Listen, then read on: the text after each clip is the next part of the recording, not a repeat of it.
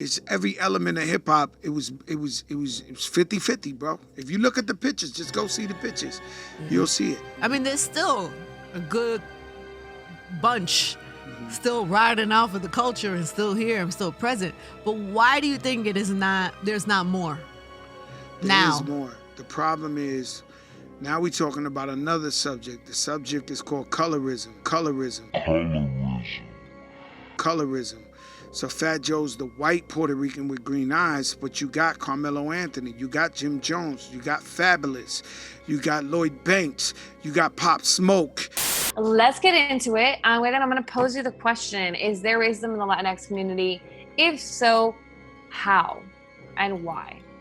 Okay, lots of questions. So, yes, there is definitely racism in the Latinx community, but I think you're quick to find a bunch of, for every person that says yes, like me, you'll have like 100 others that say no. It's 50-50, bro. That's irrefutably a lie, but whatever. Colorism.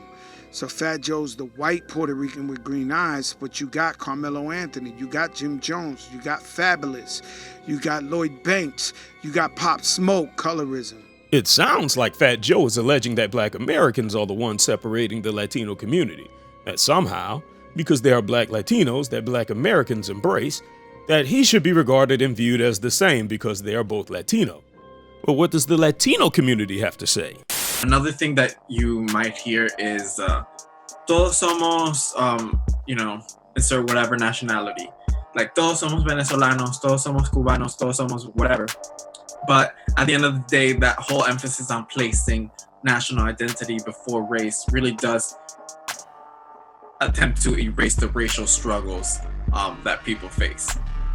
And it also kind of plays into that whole idea that Latinx or Hispanic in itself is a race, because that's what we were taught in our home countries. We were taught like, oh no, you're Cuban before you're, Black or whatever. Don't try to divide the country. Don't try to divide us. Like, todos somos unidos. Like, don't, like, you mentioning something about race is trying to create controversy and trying to split us up. It's the case because that's what our doctrines have been. Like, Simon Bolivar taught that national identity should be emphasized before race, because if not, then if race was ever talked about too much, then it would create division and it would split people up. Same thing, Jose Marti said the same thing. So many different philosophers. But like, do you feel like when you hear something like this, where there's like this like sense of like, oh, we are one regardless of the color of our skin, why is that problematic? I think it has noble intentions, of course. Like, oh yeah, right, we're all one, we're all a human race. Like, yeah, that's beautiful, sure. But if someone bringing up their grievances and pointing out differences in treatment of people with different colors is threatening to you, then maybe you have to check yourself and be like, wait, why am I threatened by them speaking about something that is hurting them? So apparently Latino is not a race. And according to the Latinos on this panel, nationality is often pushed by the white Latinos at the top as a means of silencing the racial disparities that the Black people in these countries decry. Because if everybody's Puerto Rican, then there's no such thing as colorism. And to point it out is to be divisive.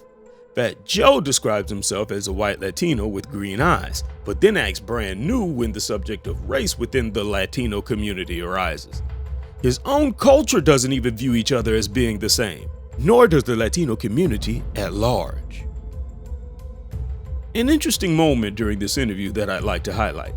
Angela Martinez describes what it was like when she exited the New York bubble and was exposed to the Black community at large. I didn't know none of that. I never realized there was a difference till I started when I got in the game, and then I would travel and I would go to different cities, and people would look at me like, what are you doing here? I'd be like, what do you mean, what am I doing here? I belong here. What are you talking about? But then I realized, oh, there's a cultural difference. So not only does it show whose culture it actually was that you were participating in, evident in the fact that there were no white Latinos around, but also in just how myopic and uneducated a lot of white Latinos from New York were pertaining to Black culture outside of the Bronx bubble, in comparison to the Blacks in New York that seemed to display a cultural awareness no matter where they went in Black society. But because you found yourself living among black people in New York and picked up on some of their lingo, you now go around on a national stage in America as a white Latino and shout out the N-word. Not even blacks or the so-called black Latinos would be so insensitive and callous and careless to call the white Latinos the names that are set aside for them with reckless abandon. Latinos do not view each other as the same. Never have. And though many other white Latinos refuse to admit to the notion of racial discrimination and the idea of black Latinos being different, as we heard in the testimony of the panelists, so-called black Latinos have always known that they were different because they have always been treated differently, as we can observe in the historical records such as the events that led to the Cuban Massacre of 1912, where thousands of black Cubans were slaughtered by the white Cuban army, which caused them to form their own army and fight back. And even in America, outside of your little bubble, there are Latinos that let it all hang out.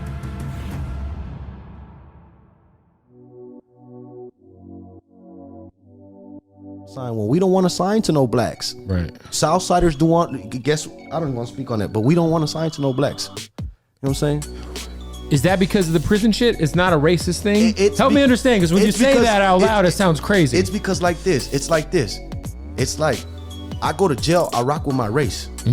I eat with my race. I do things with my race. So it's like, I'm here, I conduct business, I do things with my race. You know, like we integrate and whatnot, but why would I have somebody in charge of my music career if I'm already programmed a certain way? I'm already institutionalized a certain way. Why would I? You get what I'm saying? That's just my mindset. So I'm like, nah, we wouldn't do that. And most of the homies would think the same way as me. They're gonna agree with what I say. So how convenient is it to sit back and project the idea of reverse colorism onto black Americans for viewing black Latinos as being black and therefore privy to black society and culture, and viewing white Latinos as being guests and not privy to pedestals in black society, when your own culture vehemently differentiates between the two? You mentioned Jim Jones as being Latino, as if you're upset that he gets more of a pass in black society than you, but then you say that is due to colorism.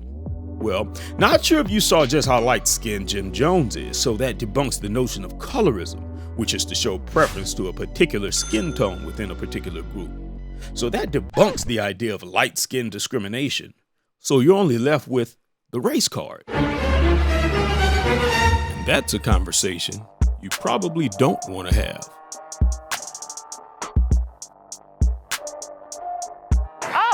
You have to be with a white guy because you have to perfect the race.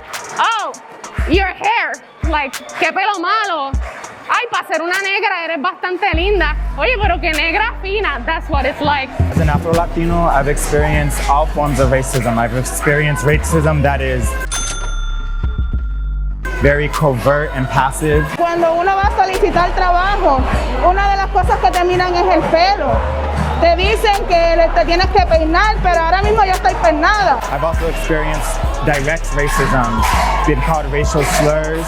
I've been told, why do I live in a certain neighborhood? Cuando te dicen, ¿verdad?, que eres feo por no tener unas características semejantes a las características europeas. Yeah, and we see lots of different examples of this. Like, there's the same racist caricatures that exist in the U.S. Of like comparing black people to monkeys that exist in Latin America as well. Yeah, yes, yeah. But I think it does stem from wider narratives that we see of like, you know, that black people aren't considered beautiful, that there's still these crazy ethno European standards for beauty in the Latinx community. Like, nuestra belleza latina is always like Puerto Rican or Cuban, like very light skinned. Or not even just like those two countries, but even just any country in Latin America that they choose a light skinned person. So, yeah, always. They've had like women from other countries as well, not just like from Puerto Rico. Sad, but it's the truth. I've heard it many, many times. And we are treated differently. A lot of Latinos don't want my kind mixed into their family because they didn't want to better the race. And better the race means more European features. Colorism. Dark-skinned Haitians who are technically Latino were expelled from the Dominican Republic by the tens of thousands. So what is Latino that it is being sold as a metric by which people are bound? No different than if I were to say we are bound by being left-handed. If it seems that Black society here in America differentiates between that which is Black and that which is Latino, not really. For if you actually were to listen to the plight of the Afro-Latino in nearly every country, it is the culture that defines it for them. The colorism is embedded in the so-called Latino culture, and the Afro-Latino has been accepted by the Black American in a way that they have not been accepted in their own country. The white Puerto Ricans have been accepted as well, but the colorism? No, that's in your community. Fight for Haiti the way that you fight to be recognized for hip-hop. Fight for the Afro-Latino in Puerto Rico that feels marginalized by the white Latinos that you identify yourself as. These are the cries of colorism. We have danced together and we have rapped together, but we are still separated. We cannot be brothers or sisters or a community when it is time to either party or support an arbitrary struggle. No. It has to be done by the code. That's what binds us. That's what makes us a community in every way. No matter who you are or where you are, that makes us family.